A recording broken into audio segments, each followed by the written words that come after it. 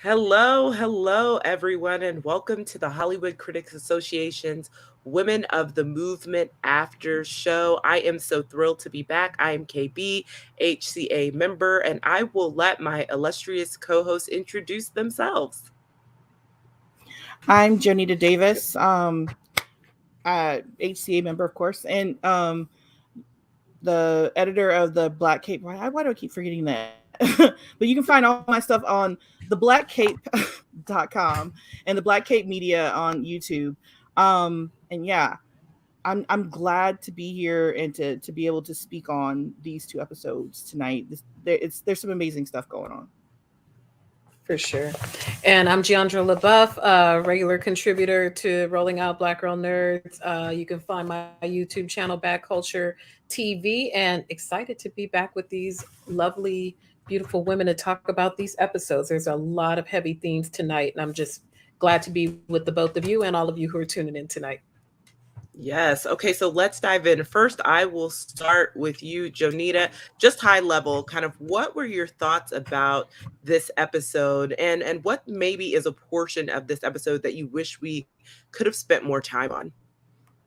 Um, I really, I don't know. There's a lot that happens in these episodes, and I think the one thing that really kind of stood out to me, and I think we'll see it later in the interview. I mentioned it about going down south. I expected for Mamie to have her guy with her, and it's just that dynamic between her and Gene that stuck out with to me. Um, that where he just supported her, he deferred to her, and you don't hear that about 50s men at all, Mm. and so the fact that he had to stay to work, but the fact that he was secure enough to let her go with the NAACP members and all in the press and all that, and to know she was going to be okay herself. I that really stuck out to me, just their relationship and dynamic, I guess, throughout these episodes. And it's interesting because technically it was her idea for him to stay, right? Like he was willing to go with her, but she Mm-hmm. had mentioned, she said, we can't be down two incomes. So, we need to have some source of money and funding coming in. And I'll be protected, by the individuals of the NAACP that are going down with me. And, remember they had to have a meeting, Mm-hmm. particularly with her mother, because I think, more so than Jean, her mom was really concerned about her safety and having already lost Emmett. It was a big deal for her to let her daughter go down south, and be in that exact same space and amongst essentially the killers who murdered her grandson. So, Mm-hmm. what about you, Jeandra? Like, how did you feel about this episode? What were some highlights for you? It was very emotional for me. It brought me to a lot of tears. It really tugged at my motherly heartstrings. What really stood out to me during the course of the episodes was the importance of religion in these people's lives. And while it was a positive, praying for protection while passing through certain places, and in other times it's a weight where Glenn Thurman's character mentioned that he only raised his head to look at God. And religion that is always supposed to be uplifting, it's a weight and it's a burden, and it was a tool used by white America during this time to keep people down, to keep them downtrodden, to give them a reason to stay under their thumb. So that was very, very prevalent to me in these two episodes, and so we'll talk a little bit more about that. Yeah, I mean, you have to imagine that Mamie was leaning into her own spirituality, her own faith in order to make these really tough decisions. And I think the toughest one of all was to allow the world to see Emmett's body. Because remember, it wasn't just, I mean, like the fact that she was so adamant about people Mm-hmm. seeing what was happening and what had happened to her son was there had to be strength that came from elsewhere, right? Because she is in the middle of grieving, but even in the midst of grieving, she starts to see kind of this larger picture that it goes beyond her grief, and her family, and that this is a momentous moment that could really drive change. Yeah, Mhm. the fact Along with that that, she had. I'm sorry, go ahead, Janita. Oh, I was just saying the fact that she had the wherewithal to think of anything else. Anything else. This is her only child. Should be commended, not to mention the fact that she's thinking of, we have to expose them, that we have to lift that, I talked last time about this kind of veil or cloak of silence over the South and over some of the atrocities that were happening. She pierced that, and just her to have that wherewithal right then, it has to be otherworldly. It has to come from somewhere. And I think it was helped though by, just her having, places to lean and to places to go, and knowing that if she fell, that somebody else would be there to pick her up. I think if she was by herself, if she didn't have anybody, I think that this would have been a different story. I think the support of the community, the support of the family, everybody around her, embracing her, even if there are people that will tell you, well, everybody had an agenda. Well, it doesn't matter, because they had an agenda or not, they were still a part of that, those arms that came around her, that she felt secure and safe enough to say, okay, I can grieve him later because I know these people got me. Right now, we need to do this work. Mm-hmm. So a major tenet of that, just with showing Emmett's body to the world, it made me think of how such a strong tenet of Christianity is when someone passes away, that we bury our dead, we pay honor to our dead. And it was like all those things went out the window. When he was found, he was murdered, was just put the body in the ground like trash. Not to they knew that his uncle Glenn Thurman's characters was a pastor, and none of that mattered. But still, it didn't turn her away. It didn't turn Mamie away from her faith. She still looked to God for protection, for help. And like you both mentioned with the agendas, no matter what, it's outwardly, everyone came together for this common goal, was able to circle around her and lift her up when she needed it most. And just very, very difficult time, very strong woman to have survived this. And I can't even imagine. Yeah, with Mamie, something that is brought up, and I think it's a theme throughout the show, but also a theme throughout life, and also a theme throughout America, is, the lack of Black women's protection. And so, to Jonita's point, we did see Mamie was heavily protected, but I felt so bad watching these episodes and seeing, those two women who were chatting, on the cotton fields, and she wanted so deeply to just reveal everything that she saw and to be an asset. And then we see later on, she's like, I never said that. I never did that, because she knew she was going to be, something terrible was going to happen to her for even being able to speak a portion of truth about what occurred, right? Like, she just was so fearful, and she knew she didn't have that layer of protection, specifically that like Mamie had during that time, right? Because it was, to Jonita's point, a little bit rare in the sense that, like, Mamie was the strongest person there, the strongest person in the room, and they were really looking to her to make these decisions. So she had a layer of protection, unlike anything that we saw during that time period. Whereas we see, on the other hand, that woman 100% did not. And, as they say, the Black woman is the least protected individual in the world, quite frankly, not even just in the US. But of course, we see the dynamic here because we're from here. So what do you guys kind of think about that? Just the strength of Black women, even in the midst of having a lack of protection, because it still took her courage and strength to be able to speak about what she knew. I think the juxtaposition was stark. It was really, really, really great of this series to see that. They're both, like you said, both examples of strength. And you really can't blame the woman who was in the fields for protecting herself and her family. Like, I mean, you kind of get upset with her. It's like, oh, if she just opened her mouth, she can solve this case. And it's like, wait a minute. But she gonna die though, and who gonna take care of her babies? Who gonna do? She's got to worry about that. She's got all this on her shoulders, and not just that cotton sack.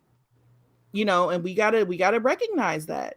And so the fact that she did just a little bit, like you said, KB, she did that little bit, that did help. It did help them. They knew where to look, but just doing that little bit put her in enough harm to where she had to pull back. And so I just To me, the juxtaposition that we're getting of the strength of the Black women in this in the series, I think it's very, very, it's needed. It's much needed. It's much needed. And it goes again, it goes um in comparison to the white women that we get, and seeing them, the backbiting, they're not, I mean, so, Carolyn Bryant, yeah, she's supposed to do, all this stuff is supposed to have been done to her. This horrible thing, this thing that they're calling horrible, is supposed to have been done to her, but everybody's treating her like she's a burden.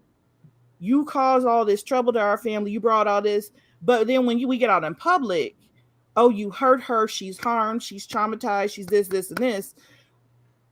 She's not got any support. She's there's weakness. There's this, I mean, because she's talking about at one point you'll see, I can't remember if it was this week or if the episode 4 or later, but she talks about Mamie and compares herself.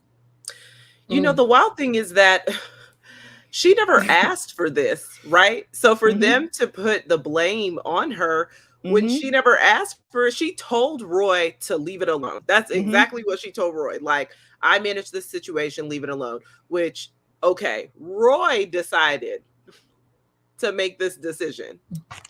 That's the extension of the weakness to me. That is. I mean, you can't own your own actions. That's weakness.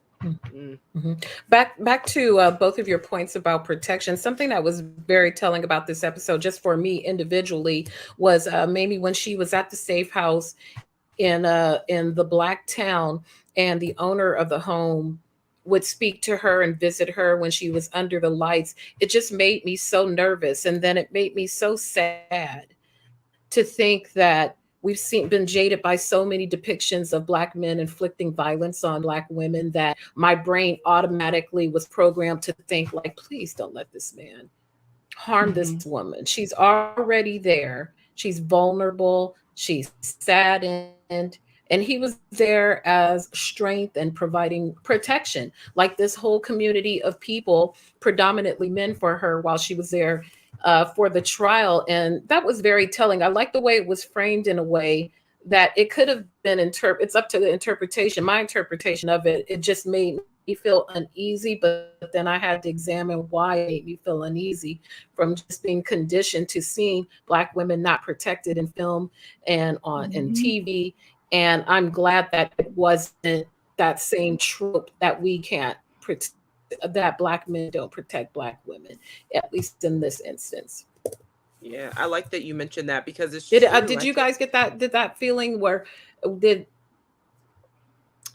got the feeling that, not necessarily that he was going to harm her, but I do remember watching and thinking, can we fully trust him? There was a little bit of, that's what I got. Almost like skepticism on my part watching, like, can we really trust this individual? So I didn't necessarily think that he was going to physically harm her, but I didn't know whether or not, like, there was a little bit in me that just wasn't sure if he was truly there for the right reasons, and if we could really trust him, because you're right. I mean, I think a lot of the trauma, not only do we see it in television and film, but we experience it in life.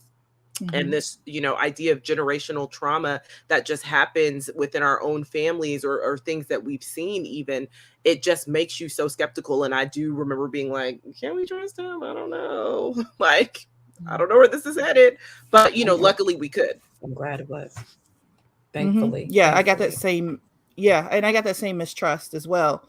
You have people who won't talk, and they're going right along with what the white people are saying, and he, to be so prosperous down there, what are you doing? That's what went through my head. Is he working for them? Is he gonna somehow come around?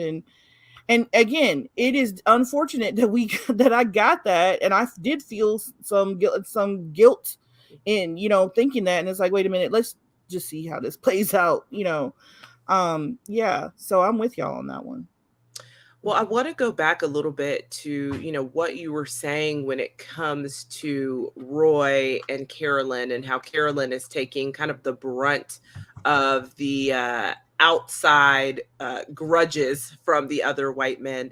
I want to talk a little bit about white arrogance in these two episodes, because you see it so prevalent, particularly with Roy. And Jonita, I want you to talk about something that I actually did not pick up on, but you mentioned you did when it came time, during the trial for the two defendants to be dressed like the jury. So I want you to lean into that, because I didn't even notice that.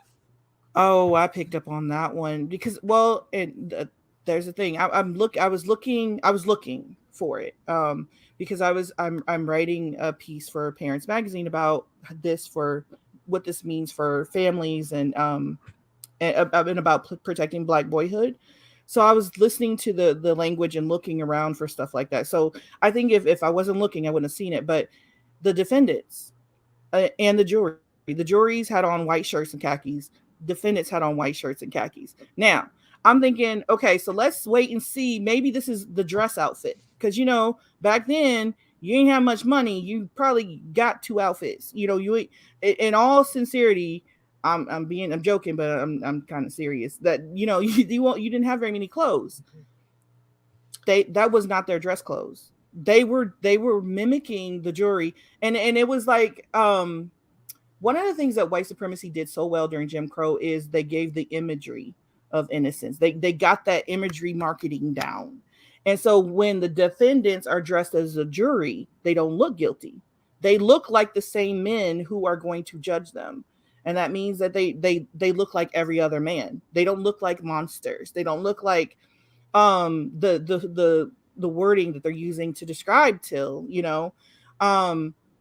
and the prosecutor alone, everything that he was doing, which was atrocious, it wasn't enough. You have to have the imagery. And so if you look at the Jim Crow era and some of the imageries of Black people that came out of there, the pickaninny imagery of Black people, the imagery of the lazy black man, the Jezebel, all that came from slavery, even that imagery seeps into your brain and it does something. And that's one of the things that I noticed. I'm like, yeah, they're still working that imagery. They're still working that marketing. White supremacy had a hell of a marketing machine.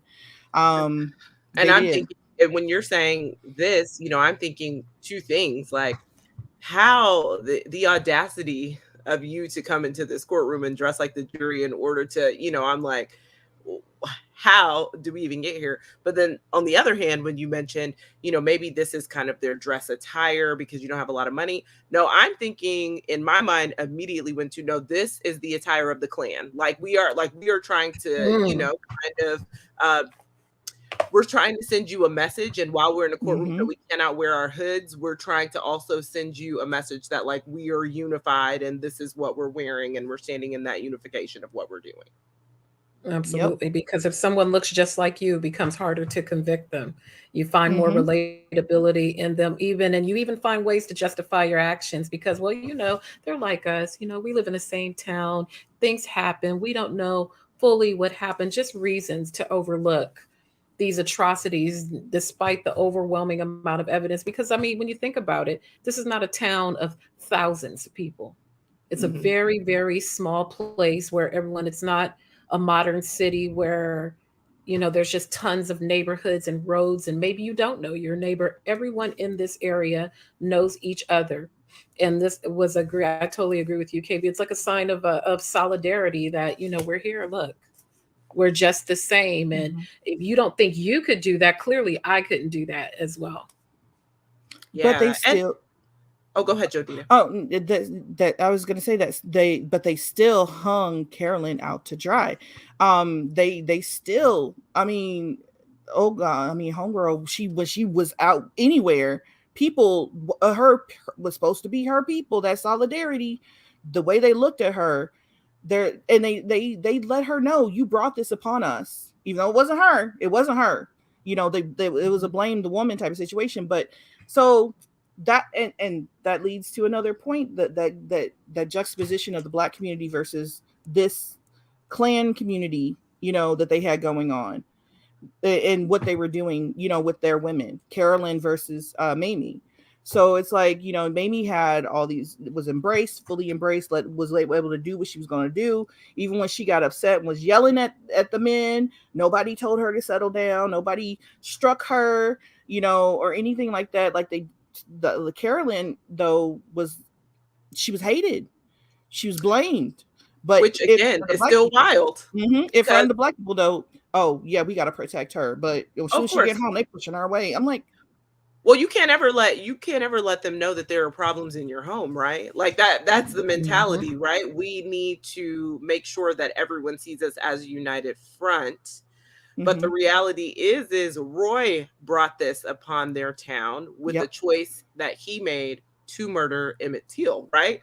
So she's taking the backlash, but it's mostly because what I feel like is just during that time, you know, the men were about their agenda, and she is disrupting because, you know, oftentimes they would blame the women. What did you do to make him feel like? Remember, he said that to her. What did you do to make him feel like he could approach you or say anything to you? So this must be your fault. And Roy, in his mind, is like, well, this is still your fault, but I need to handle it because we can't look weak. So I need to make sure to handle this scenario, but it's really your fault because I know that you did something to make him believe that this was okay.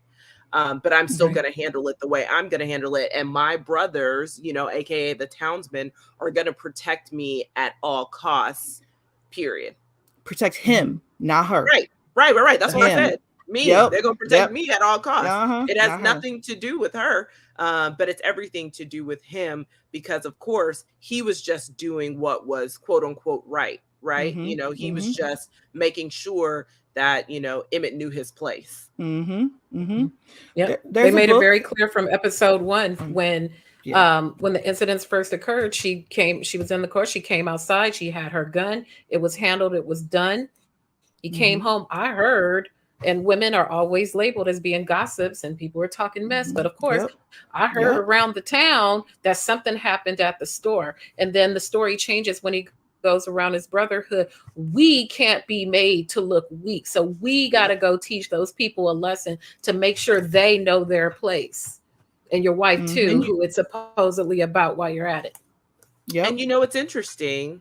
And this will be a good segue because you're correct. Like I heard around town. Well, who did you hear from? Because legitimately the only people there were Black people and Carolyn. That's it, right? Like there was no one else there because obviously if another white person would have been there, it would have been a completely different scenario in terms of maybe what would have happened during that time, particularly if another white male was there. So at the end of the day, it was just you.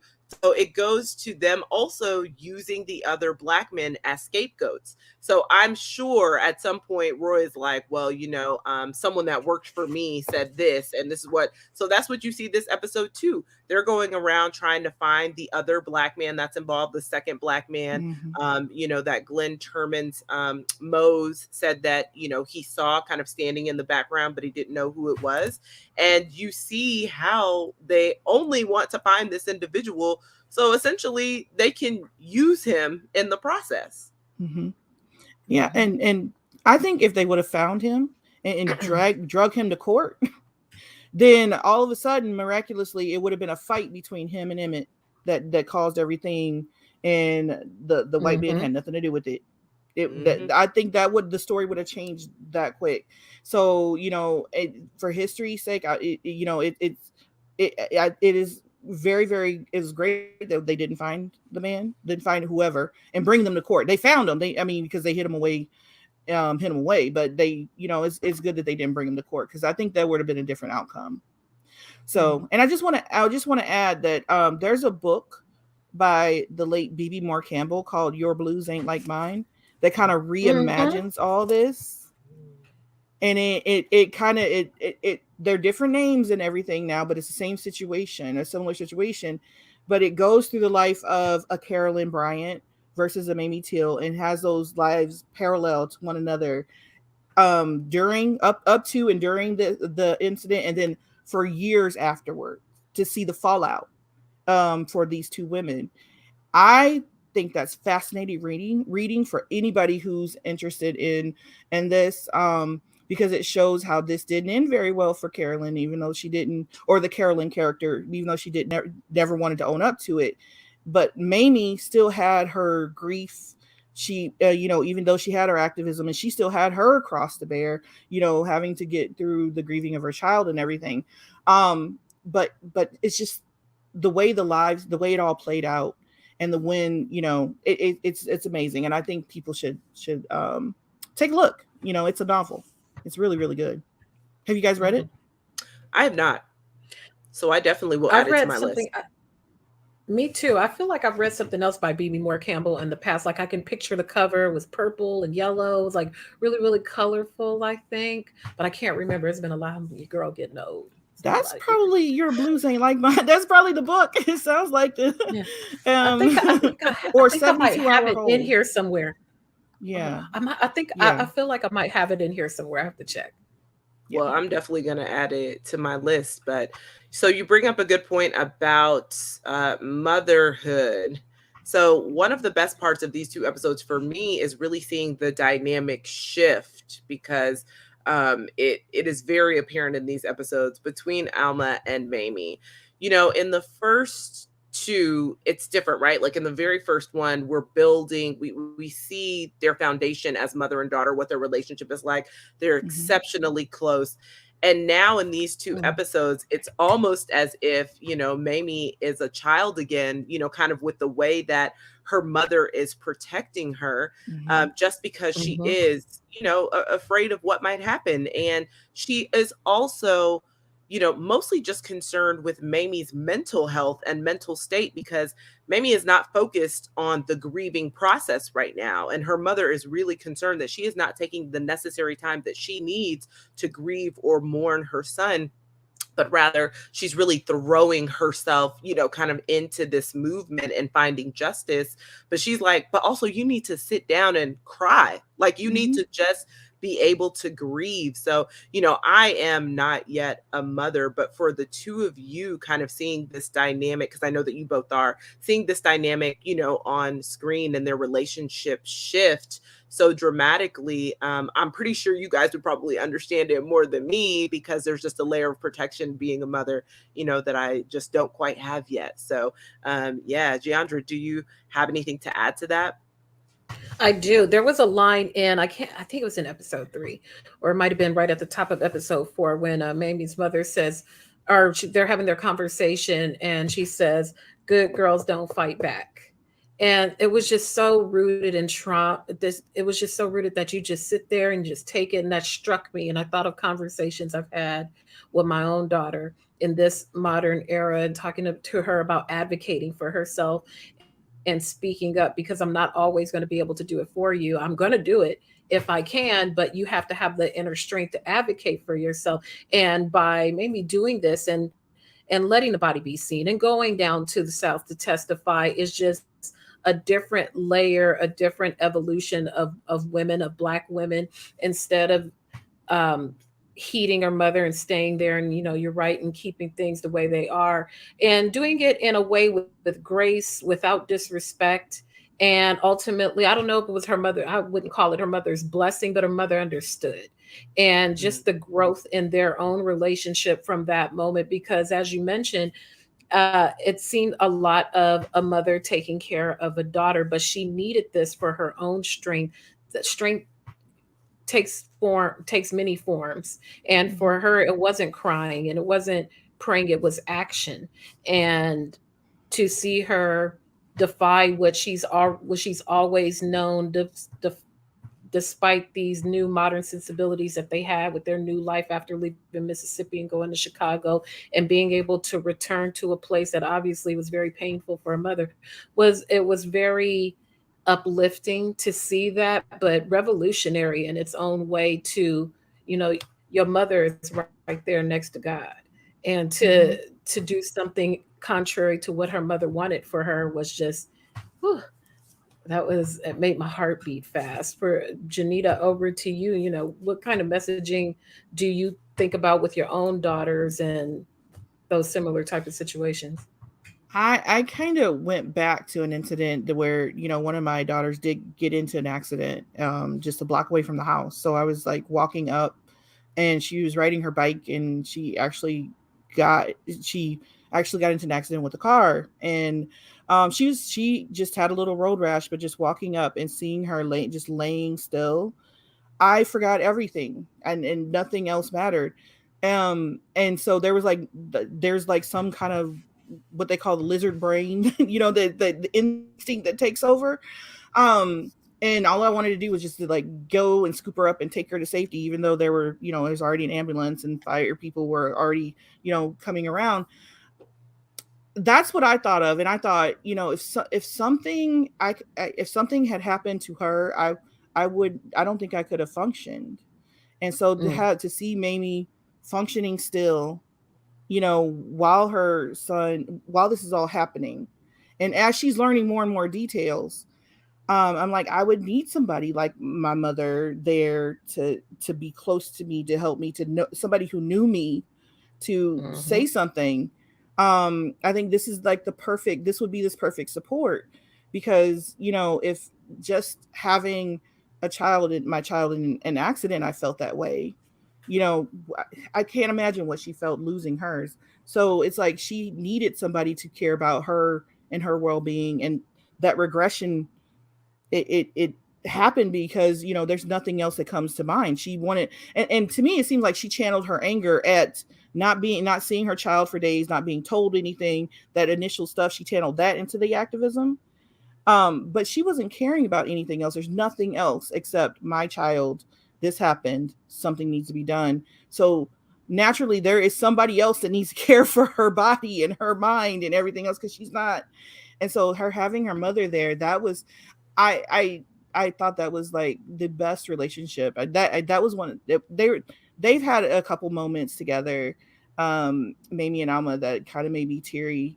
Just knowing that her mom was there no matter what. Even later on, when it seemed like her mom was not there, but I'm like, yeah, this is still her mom supporting her. And I really, really love that. I really love that because you never got to see this in other Emmett Till biopics, series, anything else. You never really got to see how Alma supported Mamie. So yeah, what came to me was there had to be somebody had to do it. And if she didn't have, once again I go back to, if she didn't have her mom and the community, there's no way she could have made this monumental thing happen, because she'd be lost in her own head.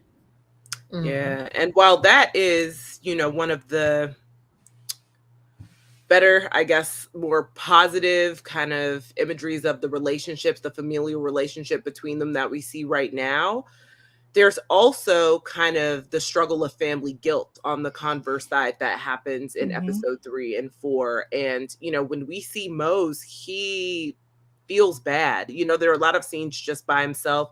He's really being hard on himself, because it's hard in that scenario not to blame yourself, right? Like, I can imagine that was going through his mind 24/7, particularly because he begged her, to let him just have Emmett for the summer, so that, he could just have a chance to be a child and thrive and be on vacation, And then this heinous act occurs. And so, in these episodes, Mamie is really talking about how she's not really thinking of Mose in a negative way. She's not really, like thinking about his part, and she's not really upset. But then it comes out later on, like, she's like, oh, actually, I am upset, and we need to have a moment. And so there is a really incredible moment, which, shout out to Glenn and Adrian, because I think that they do the scene, very, very well, where they have a very transparent and open conversation, and there is forgiveness.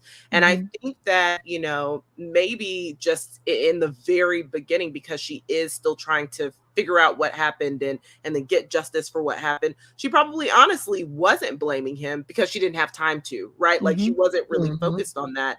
But then when she really kind of sat with it, somewhere deep down in her spirit, she was like, okay, I actually do, blame you to some degree for what occurred, which I think is more than a human response, you know, particularly for a mother who's entrusting their only child with a family member. You know, it's kind of a natural response. So I really love seeing that element of forgiveness. Yeah. And I love that they addressed it, that because it's complex, right? There's nothing he could have done. Like, what is he going to do? Get killed himself and then have his, you know, all those people that depended on him, have them just, you know, just waving in the wind. I mean, so and there's not to anything be he can fair, do. there's Yeah. and to be fair, there's nothing to say that everybody in that house wouldn't have died, right? Right. If he had said Mhm. something, there's nothing to say that they would not have retaliated and just killed everybody. Yeah. And so but it is a complex conversation, but these conversations had to happen. I mean, as much as these acts happen, and we know they happened a lot, too many times. You know, these conversations had to happen. We just don't. History just doesn't allow us to see them. And I'm glad that we saw it. I'm glad that we saw this moment where she had to struggle with the fact that there's nothing else he could have done, but I'm still mad at you, you know?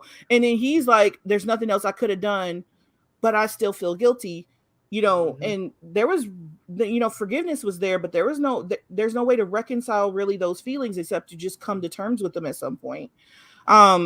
Because it is what it is, and life is life. And that's also, you know, to me, one of the pressures of living under such a system is there's so much out of your control. There's so much that you can't do. There's so much that, you know, that another person can, you know, have the liberties they have and that they can take over your life at any moment. It shows, and then you have to deal with the fallout. You know, Mose had to deal with the fallout of somebody else's stupidity. Right.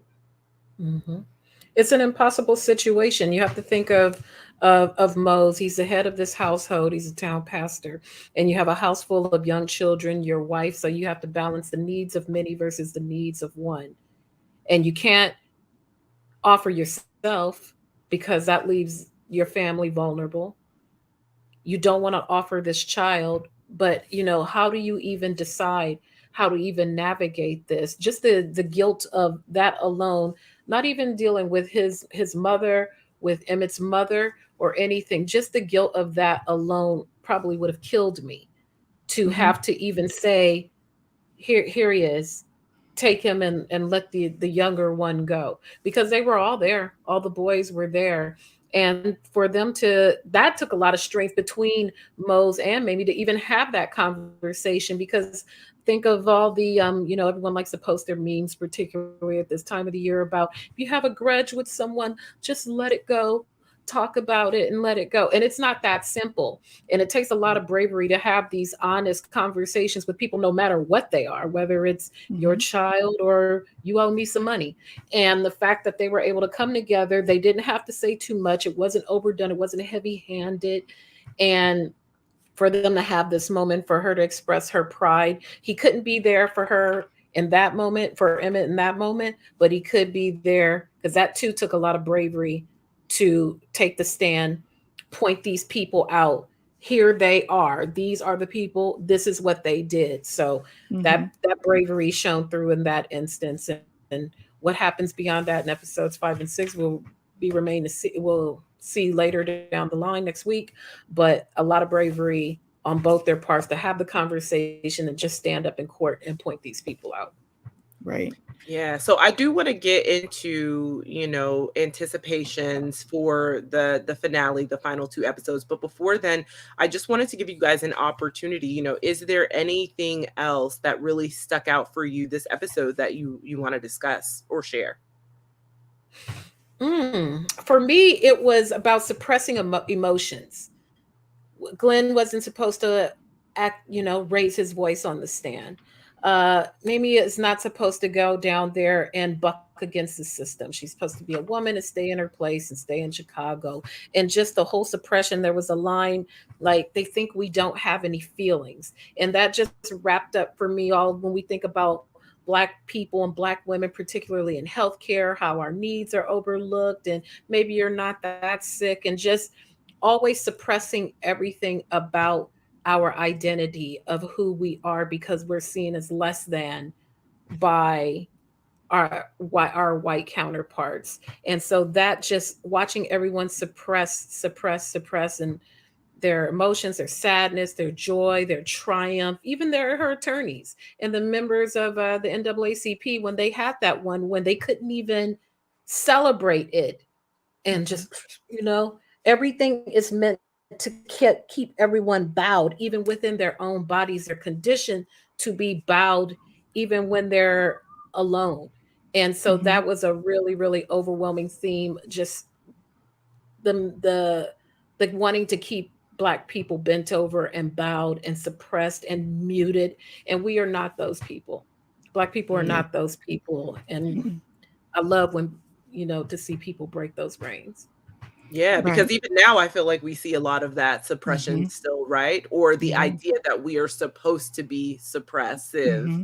in a lot of scenarios, I think about it often when we just talk about police brutality and getting pulled over in the car, the things that, having this conversation with your very young kids is normal, right? In the Mm-hmm. Black community, just keep your hands on the wheel, don't do too much, really don't look them in the eye, just give them exactly what they're asking for, and it's still that same level of suppression in a lot of ways. Like, you Mm-hmm. don't want to rifle any feathers because you don't know if you're going to lose your life in that instance. And so just this level of trauma still being, again, passed down from generation to generation, and something that we're still dealing with today. Mhm. Um, to go off of that, both of you, the suppression and then the trauma that we're dealing with today, I picked up on, once again, the wording. The word hoax was used. To talk about the body, to talk about, just, what was going on. And if you look at the people who were saying the word hoax, they look a lot like the people that were calling this virus a hoax. I'll just leave that Mhm. right there. Um, but I just look at once again, I go back to the marketing and the tactics. It just you know the way that they did things back then. They denied that racism. Like when the reporter was trying to get a story about racism. What was happening down there. He was like, "Well, we don't do that down here. That doesn't happen down here." But knowing darn well that that stuff does happen. Not only does it happen, if a Black person came and walked up on the wrong side of that man right there, he would have called the police or knocked him out right there, or tried to. So um you're denying you're denying your words that you're saying, and that and are contradicting everything that you are actually living, that you are actually doing. And if we hadn't, I mean, I'm serious, we've seen all of that in the last, as not just the last 4 years of not, well, the president before us, before Biden, but don't want to put too much out there, but we've seen that happen. We've seen all his people rise up, and they were like saying all this double speak happening. And it's not like that's the first time, but the fact that it's coming up in this series and it's showing that, yeah, they were doing that stuff back in 1955. That was the marketing Absolutely. tactic back in 1955, the double speak, well, you didn't see this, and if I didn't say it, it didn't happen. And the word hoax. When you bring that up, Jonita, it makes me think about, so they're saying, oh, they pulled this body out of the river, and we don't know that that's Emmett's body. And Mhm. the attorney asked, well, you call a Black mortician for a Black person. So if they don't think it's Emmett's body, who body is it? And how did Well, that body get? remember they kept saying, well, it didn't look like a Black body. Mm-hmm. Well, first off, he was thrown in the river. Mm-hmm. Like, I mean, there's so many things that happened after they had tortured him for days, not even, just for an hour or two. They're torturing him for days and moving Days. his body along Around. the way. Mm-hmm. And then, so what are you saying, truly? And then the Hmm. fact that he didn't even care, right? Like, oh, that definitely isn't him. So then who is it? Well, I don't care. Like, Again, this is not a town of 100,000 people. If right. you don't think it's him, who is missing from your town? It's somebody's baby. And And how he's do like, they Somebody's get I there? sister. don't care. I Somebody's don't brother. care who's missing. Mm-hmm. Mhm. Somebody's brother, somebody's uncle, somebody's, little, somebody's baby. It's somebody's baby. Somebody's people. And if it weren't Mhm. for the ring, we know if it weren't for the ring, then it would Mhm. not have, because the ring was really the identifying factor. Once they saw the ring, they said, Exactly. okay. And just so back to your point about the arrogance of whiteness, I would have even had a little bit more, thought more of the their tactics had they taken the ring off. But they were so convinced that nothing was going to happen. Oh, just leave it on it. It's not like there's going to be 100 of those in their town. That's a very specific type of ring. They didn't even care to take it off of him. So what? Somebody found this one of a kind ring and put it on this mysterious body that was at the bottom of the river. They didn't even care to take away anything that would clearly identify them. So back to your point at the top of the show about the arrogance of white, but they didn't care. They just did not care. Because they Well, knew they yeah. were untouchable. They knew Yeah. they were untouchable. And so at the end of the day, there is no need to hide anything, because I know that Roy in his mind is thinking, oh, no need to hide anything because I know I'm going to get off. So Well, because these people in this jury box, like Jonita Yeah. said, to your point, look just like me because we all dress the same because we all brothers here. And he told those black men, I'm white me, a person in control, told these black men, I said white men, black men, to get rid of the body. So when I tell black people to do stuff, they do stuff. Took that for granted too. Don't forget that part. When they tell people, when they speak, black people are supposed to jump and we are supposed to do exactly what we're told. So they took for granted the fact that, oh, that can't be his body in the river. He's in the ground. I told them to bury him. We're clear. okay, Wow. so we are going into the final 2 episodes, of the series. And what is it that you hope? And maybe this is just a question for Jeandra, because listen, I know Jonita's already watched it, but what let is y'all. it, kind of that you hope to see? Like, I mean, we already know what the resolution is from the trial. I mean, we know the historical context of that, and we know how that goes. And I personally need to mentally prepare for that episode because I know it is going to be an emotional one. But apart from that, like, what do you hope to see in the final episodes? I hope to see some type of, I don't know if confrontation is the right word, but some type of dialogue between Roy and Carolyn of how they got here and how this trial has taken a toll on their side, and the discussion amongst them. If there's any, well, we know there's a lack of remorse. There is no remorse, but just some type of like a showdown or something of them owning their oneness in the problem, or just something, them having their feet held to the fire with each other, with their peer group, because we know it's not going to be by the legal system, but something within their community or their circle that points the finger and says, all this wouldn't be going down had your ego not sent you off into left field when your wife told you she had a gun. She was cool. If she felt in danger, she would have started capping. Well, she would have started shooting people. She had it under control. So some type of dynamic between the two of them. That's what I hope. Just not the whole episode, just some kind of a moment between them and their gender dynamics or whatever. That's what I hope. Yeah, I hope to see a bit of healing. I think because this particular series, and honestly, I actually do hope that we get to have more Black women icons featured. I hope that this is just not a one-time kind of anthology series. I do hope that it expands, or one-time limited series. I do hope it expands into an anthology of sorts, and that we do get to see some additional Black women figures. I hope that that's the direction that we go in. But for Mamie Teal specifically, I actually do hope that we see some healing, because we spend so much of this series, and I know that that's the point of like humanizing her in a lot of ways, and making sure that people understand that she was a human being who really went through this experience. But I want her to have her own personal healing, because we truly have yet to see her grieve.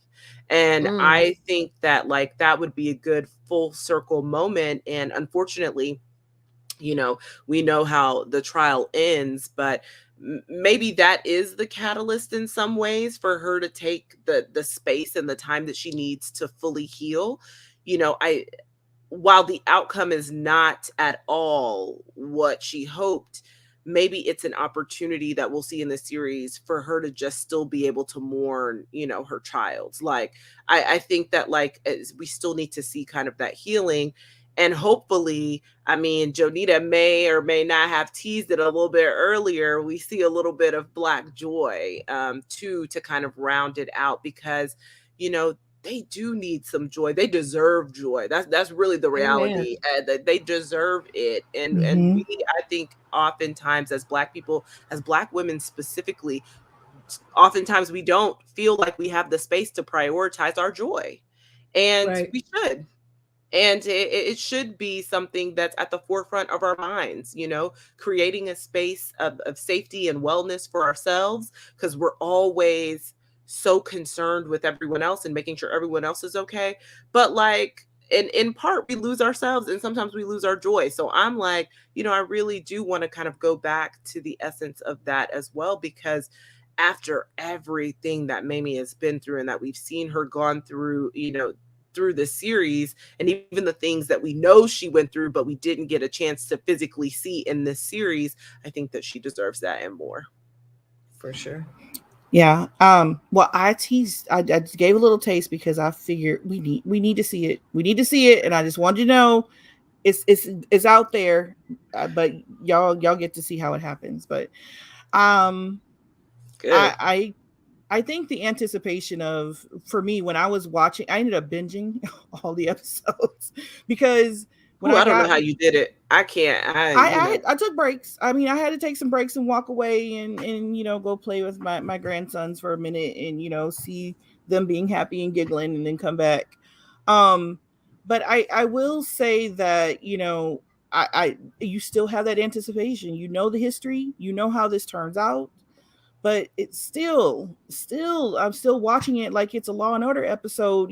What's going to happen? Who's going to be, you know, and there's this little place in the back of your mind that says maybe they're gonna find these men guilty. I mean, I it was there. I will admit I had it when I was watching. So y'all see, if you're watching, if y'all have that little inkling, little, okay, maybe they will find them guilty this time, and then in the back of your heads while you're watching. But that's the genius of this series. And shout out to the director tonight, Tina Mabry. You know, Mm-hmm. An doing a iconic very, director. yes. So All right. Just So it before was beautiful. It was mhm. beautiful. it was, even in the hardship, I think that that's something too. Like, this is still a beautiful body of work, even with the Yep, challenges, yep. of the subject matter. And For sure. I hope people get to see that and appreciate the beauty in the art of it Mm-hmm. as well. Yes. So, okay, before we get to, the interview Mm-hmm. with Ray Fisher, who plays Gene Mobley and is truly the most supportive partner for, Mamie Till, before we get into that exclusive interview, I want to just give you guys an opportunity to, again, plug where your stuff is, plug all of your personal items, social media, and Personal where items. people can find. I know, I'm like, not your social security number, but the other personal items, and kind of what you're up to next, or what people can see from you this week. And I'm Mm-hmm. happy to start with you, Jeandra. Thank you. Please follow me on Twitter, Jeandra Lebeauf, on all your social platforms. Please subscribe to my channel, Bad Culture TV, on YouTube. We are on the road to 10,000, hopefully, in Yes. 2022. And I'm just looking forward to having more conversations, more uplifting Black people, Black stories, Black talent, Black art. And find me on all those platforms, and give me some ideas. If there's somebody you think I should talk to, I mean, don't tell me I need to talk to like Beyonce, because it ain't gonna happen. But or Wait a maybe it will. minute I don't now. know. But It just follow me We're will on all the manifesting ways. in happen. It 2022. will happen. We're Hold manifesting in on. That's It right. will 2022. Come on. happen. Come Yes. on now. Yeah, I don't even, I gotta think about what I do want to talk to her about. But Mm-hmm. follow me Yes. on all those platforms. I appreciate everybody who has been sharing the link for the show and supporting us. It is appreciated. I feel very warm, and I appreciate being here. I've enjoyed this very much. I'm sad to see it come to an end next week. So that's where you can find me. Yes. And I'm you can find me everywhere at Jonita L. Davis, on all platforms. My site is theblackcape.com, and you're about to hear my grandson in here for a second. Hi, Joys of babies. doing this from home. But theblackcape.com is where you find my reviews, some of my written interviews, and just and work from other great writers who are joining me. And making the Black Cape great. We're going to be covering Sundance next week, and Slam Awesome. Dance, which the independent film festival that is runs concurrently. So you're going to be seeing all kinds of little write-ups and comments and some reviews and maybe some interviews. My YouTube channel is Black Cape Media. Like, subscribe. I need subscribe. I'm on the road to 10,000, but I'm like at the gas station around the corner from the house. But you on the road though. I'm You're on the not still road in the though. house. I'm Yes, pulling you're out of the on the gas station. path. Okay. So yeah. So after you get done clicking over at Jeandra, just come over here and That's right. help a sister down the road. And you can also listen to my podcast, Creators in COVID. We're down the line to episode 9, which is the end. It's supposed to be the end. It's my episode where I talk about myself as a creator during getting through the lockdowns when they first happened, and it looks like I'm going to have a couple of bonus episodes. So Awesome. I may That's not be great. the very end all be all. So there's 8 episodes already up, enough to binge. They're amazing stories.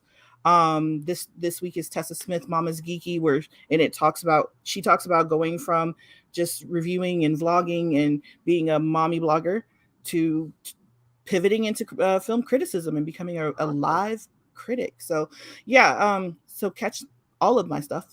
And then you can see me all over the web everywhere. I've got a piece coming out in Parents Magazine soon about the show. And Perfect. that'll be on social media. So, and I am KB once again. You can follow me everywhere at the Lady KB, TheLadyKayB on Instagram and Twitter only. And I do have an interview that just dropped today with Sholo and Mary from Cobra Kai. We are talking about season 4, and that is on The Beat, formerly comicsbeat.com. So that is on The Beat right now.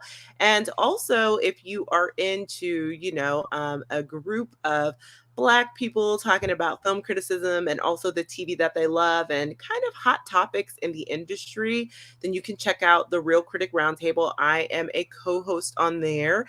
And tomorrow we will be filming live. So you can either catch us live or watch it later. But we are generally live, Fridays at 10 a.m. Central Time. I'm like, listen, y'all, time zones are going to be the death of me currently. So follow me on social media, and then also you can follow my YouTube channel through the lens of Lady KB. Most importantly, please do not forget to subscribe to the Hollywood Critics Association's official YouTube channel right now. That way you will not miss the final episode of the Women of the Movement After Show. So catch us here. And Peacemaker on HBO Max just dropped, and you might see myself and Jonita on a few episodes of that after show as well. And by might, I mean DC you Comics. definitely will.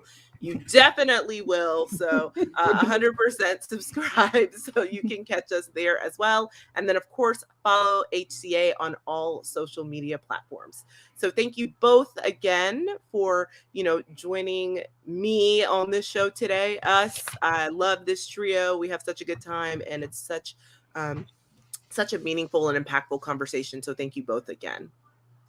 Thank you. It's been great. And I want to remind everybody, stick around after the end credits to, see that interview. Yes, So we talked to handsome. Ray Fisher. It's good. It's out. It's I mean, good. like, he's so kind, he's so thoughtful, and he gave so much to this role. Gave so much of himself to stepping into the shoes. I hate saying this role when it's Hmm. actual iconic figures, but he Yes. gave so much of himself to stepping into Gene's shoes, and so definitely check out our interview with Ray. Yeah. And when you see him on social media, ask him about his Mississippi mug. Yes, yes. Ask All about the right. mug. Tell him it's not real unless he posts photos. Yep. All right. Bye, everybody. Good Bye. night.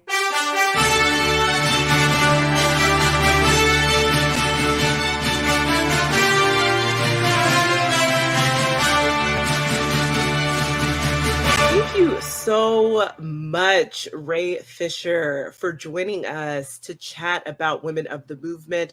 We know that you play Gene Mobley, who is a dynamic man. I really absolutely love seeing him on screen. And so, my first question to you is, talk about the most challenging part of really filming this pivotal story, where it took place, because, we were fortunate enough to have Tanya Pinkins on the show last week, and she had mentioned just kind of all of the history, all of the hurt, all of the pain, all of the exploration that came with filming in Mississippi. So talk a little bit about that from your perspective.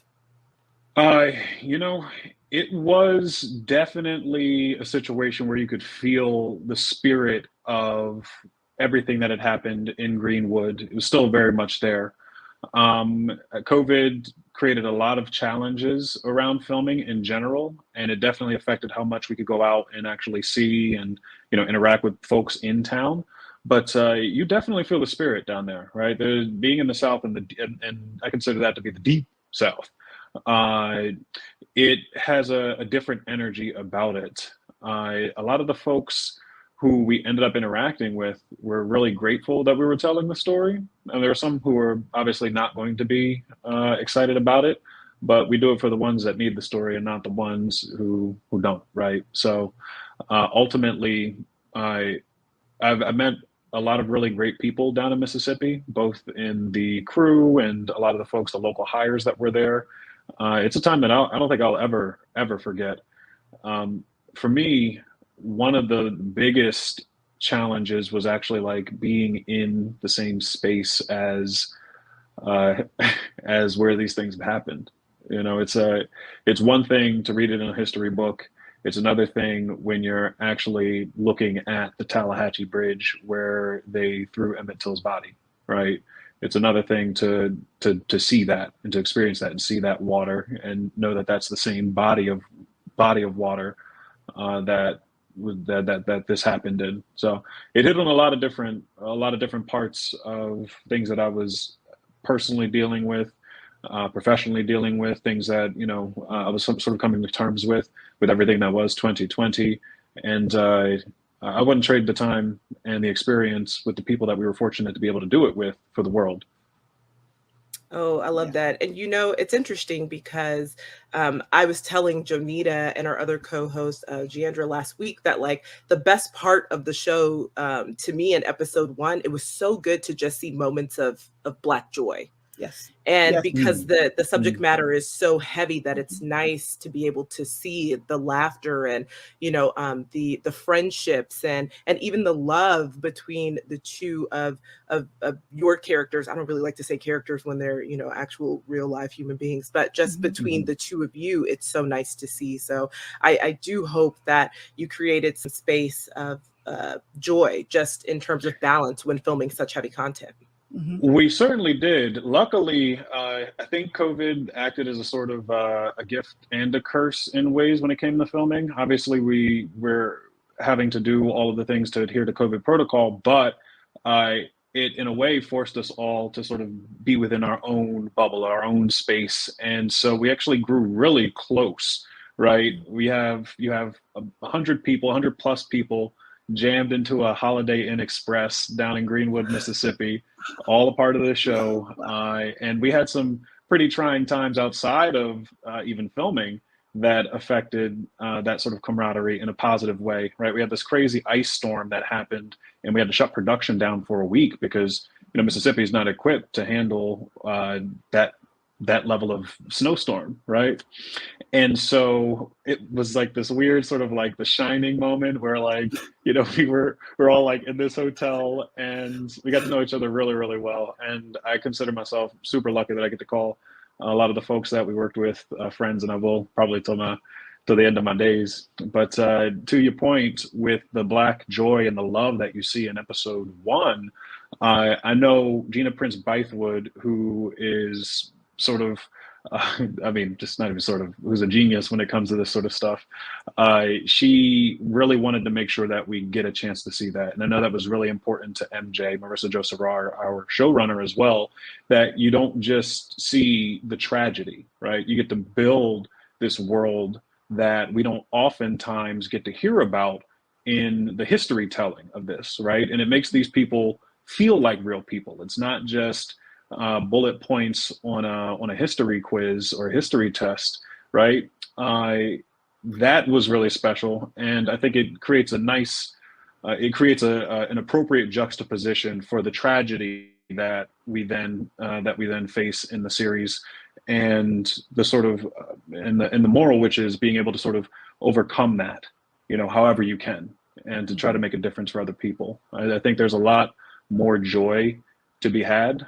There's certainly a lot more sorrow and a lot more hurt and a lot more being upset with, we all know how the trial ended up when it came to this. But, there is hope. And I think, where we're at right now, currently in 2022, I mean, is a testament to that, right? We wouldn't be doing any of the stuff that we're doing if it weren't for, in a large part, Mamie Till Mobley's actions.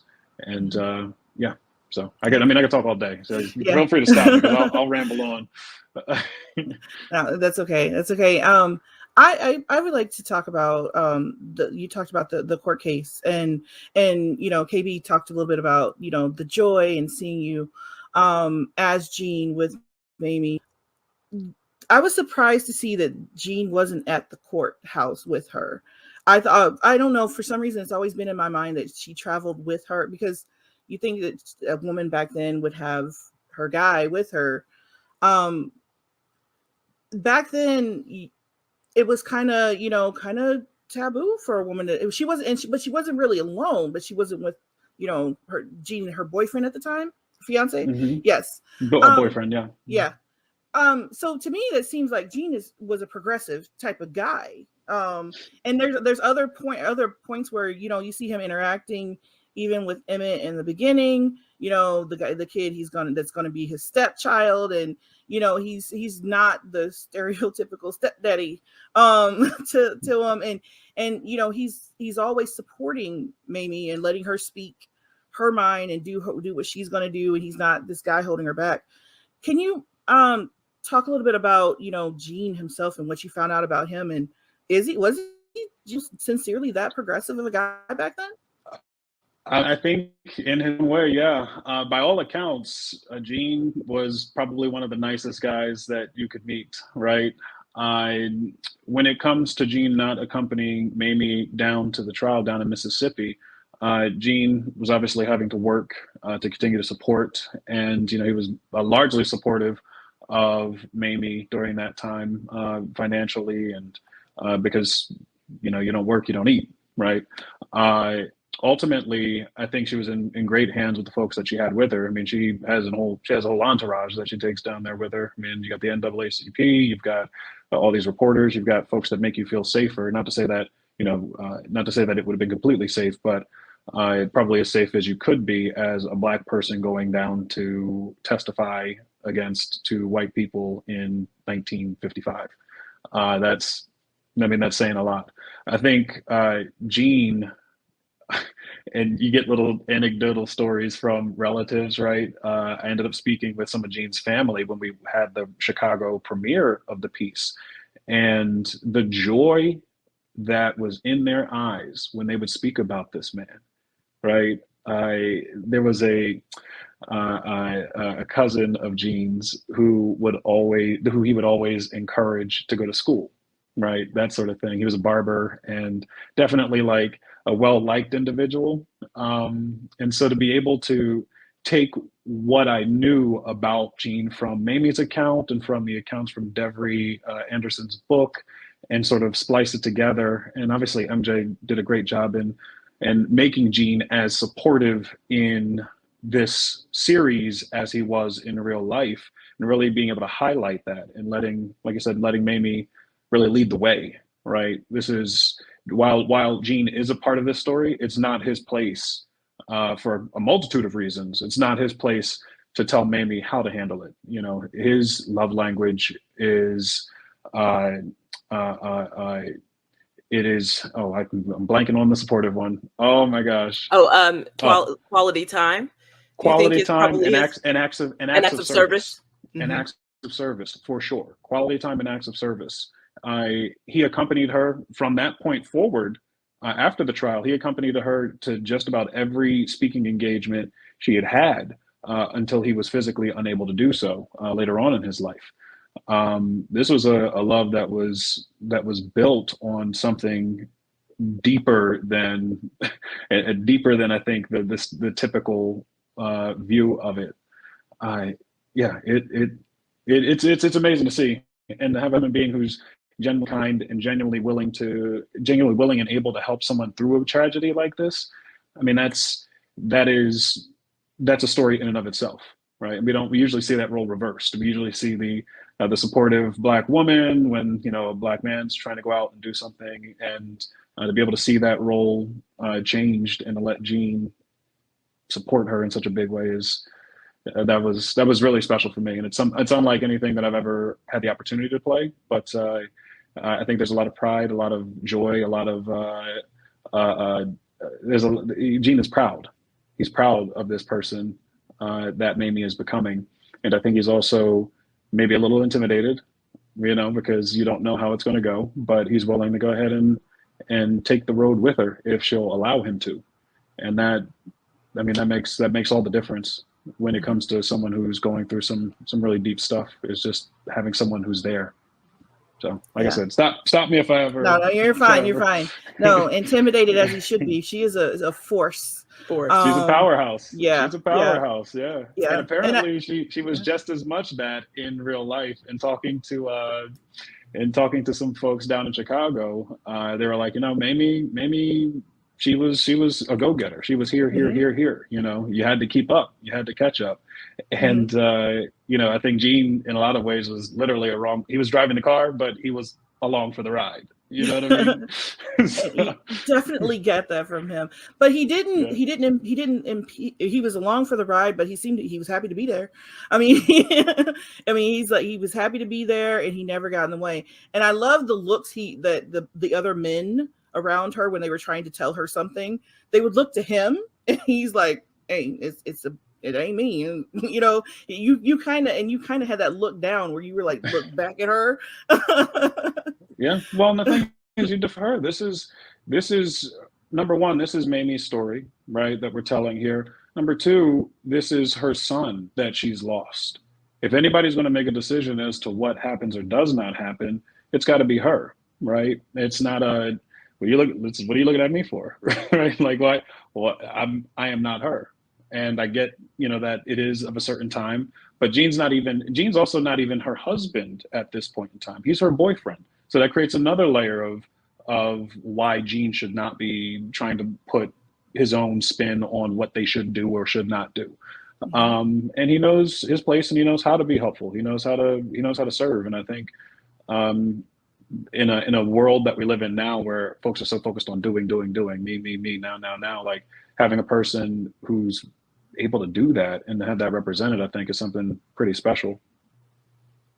You know, you beam with so much pride when talking about Gene and stepping kind of into his shoes. And I really love that, because what I can see from that is just the lasting impact that Gene has on your professional legacy.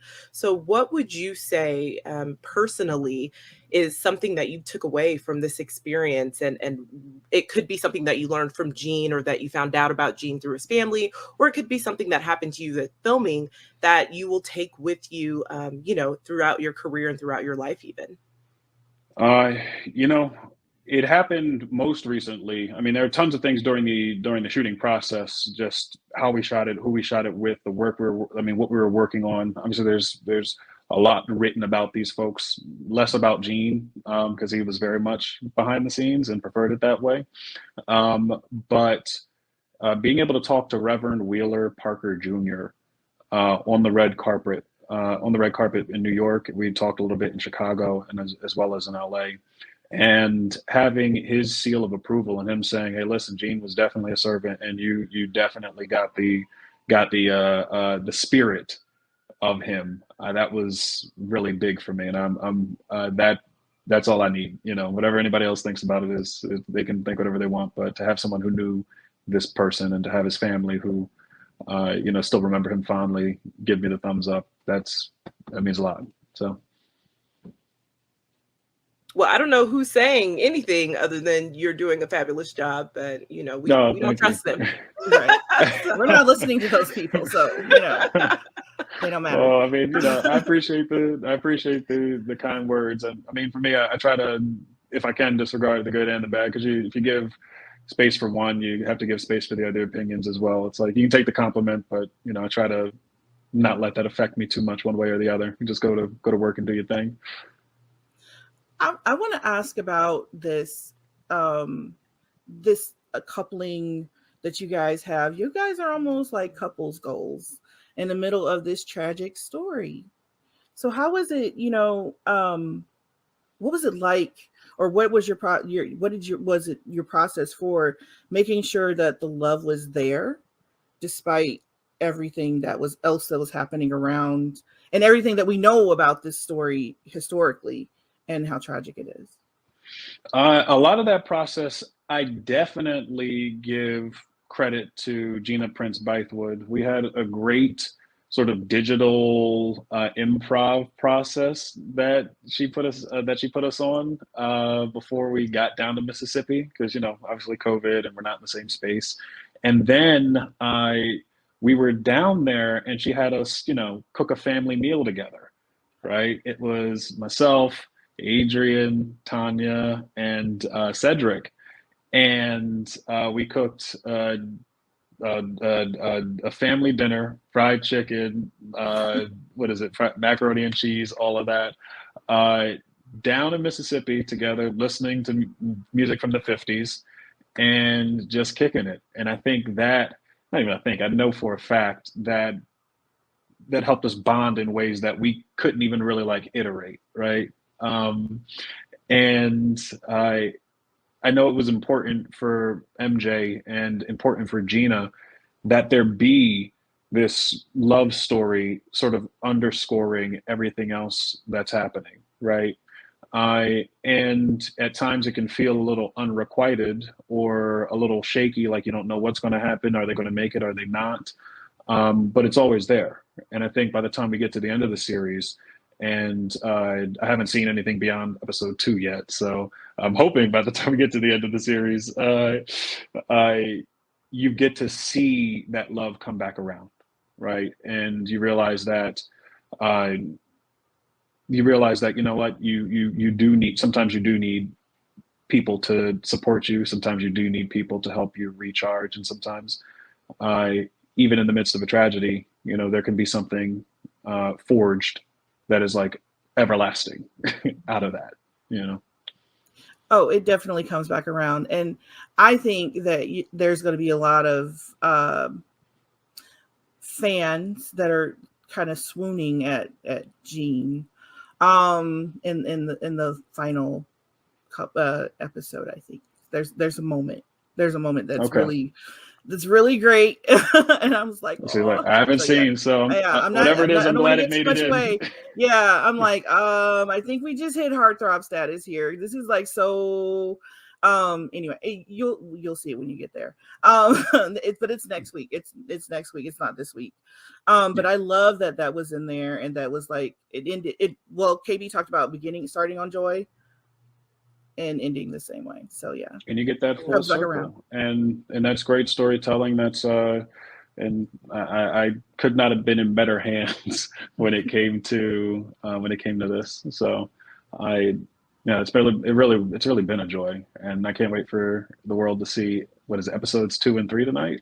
Mm-hmm. I'm sorry, Yeah. episodes 3 and 4 tonight. I'm sorry, Three three and and four, four tonight, yeah. and then I can't wait to see it myself. So I'll be tuning in with my my Twitter fingers ready and all of that. Well, I have to ask, what do you hope viewers take away from this depiction of not just Emmett Till's story, but it's really Mamie Till's story, of how Mhm. she started, a revolution, even through the grief and the pain of losing her only child. I often feel like, as we know, there are a lot of changes in the educational system. And if I think about my own education, I learned about the story of Emmett Till and Mamie Till from Mamie Till Mobley, from my family, from my parents, kind of doing that, not because it's something that I learned in school. So I am personally hoping that this body of work, will be used in conjunction with other educational tools for, various children to see. But what do you hope, viewers get I out of hope this? that I hope that number one, this is something that I think kids should be watching as a sort of as a template in school. I think this should be shown because it's very real. It's the world in which we live, and the half of a page in a history book doesn't do it justice. But more than that, I hope it reinvigorates people's spirits to keep fighting for what they know is right. We're in a really fatigued world right now, I think, when it comes to all the things there are to care about, all the things there are to do, all the causes, all the hashtags. And I think this is something that can help refocus people and show them, listen, you can be boots on the ground and get stuff done. Like it's not insurmountable. It may look impossible, but you can absolutely lay some groundwork for other people to pick up the ball and keep running. So that is my hope. That is my joy. Is that it continues to inspire people to fight, because that's ultimately what it is: to fight, to love, to do all the things that that we do very well. So Love that. So I gotta ask the question as we're getting close to the half-hour mark. What's next for you? well, there's some things we're working on now. There are some irons in the fire. There's a film that I may end up coming on to later on this year. There's a limited series that I'm actually working on now and developing, and that would be in the more of the limited series anthology space as well. But nothing specific I can talk about just yet. But when I can, you two will be the first to know. Thank you. Yes. Yeah. Come talk to us first. Anything on the stage? Because I know you have a theater background. Yeah, no, theater background for sure, but the stage right now, with the world being what it is, with Omicron being what it is, it's pretty dicey. There's a lot of shows that are shutting down. There are some shows that are now selling digital tickets and giving access that way, but nothing set in stone just yet. I would love to, if possible, to help in any way, shape, or form. I've got a long-standing relationship with the Oregon Shakespeare Festival and with the Shakespeare Theater of New Jersey, and I know OSF, the Oregon Shakespeare Festival, they're working on some digital programming now, that multimedia theater programming that they can put out during COVID. So that's easy enough for an individual to be here, like I'm here with you now, and hopefully be able to raise some awareness and get folks watching some pseudo theater, I guess. Well, thank you. Yeah, I know, for right now. Well, we don't know how long, but please keep us posted on the digital so we can support in any way that we can as well. Yeah, well, and thank you for watching the series. Thank you for the support. And I'm sure you two have heard recently, Mamie Till Mobley and Emmett Till have been posthumously awarded the Congressional Medal, which, I mean, shows you the work is there. This is all, it's all coming back around as it should. So I'm sure the show has helped in that decision-making process in some way, shape, or form, but also, it's beyond time that it happens, right? The fact that we don't have an anti-lynching bill, that we can't seem to get one passed, seems absolutely absurd. So more to the point of what I think I'd like the show to do is to help to point out the absurdities in our justice system and in the way that things have been working up until this point, so that way we can move beyond those things. It's going to take time. We got to keep the story alive. We got to keep saying the names of these folks, and we got to talk to each other. That's it. Yeah. Yeah, We absolutely. do. And for people to realize that, these things unfortunately are still happening, particularly in the rural Deep South. So we need to drive change. We've made a lot of strides, but we still have a ways to go. So yeah, absolutely. Well, thank you so much for your time. Thank you so much for joining us tonight. We really, really appreciate it. Well, I say tonight, it's night where I am. I don't know where you are. I'm on the East Coast right now, so we're getting nighttime-ish. Okay, wonderful. Well, yes, thank you so much for joining us. It has been an absolute pleasure seeing you, walk in the footsteps and as Gene Mobley. This series is so dynamic. It's so powerful. It's really, really fantastic. So thank you. Thank you so much, KB. Thank you, Jonita. This has been a pleasure. So, sorry, I cut you off, Joe. Go ahead. Oh no, I was gonna say that make a little snarky remark that I expected to see like a cyborg in like 50s clothing, but you forget. So you play the role so well that it's not even there. But yeah, it's very, very, very well done. Yeah. Well, thank you so much, and I'm glad that Cyborg did not enter into this particular part. That would not have been appropriate. But thank you for saying so, and I look forward to hearing your thoughts after we've all seen the rest of it.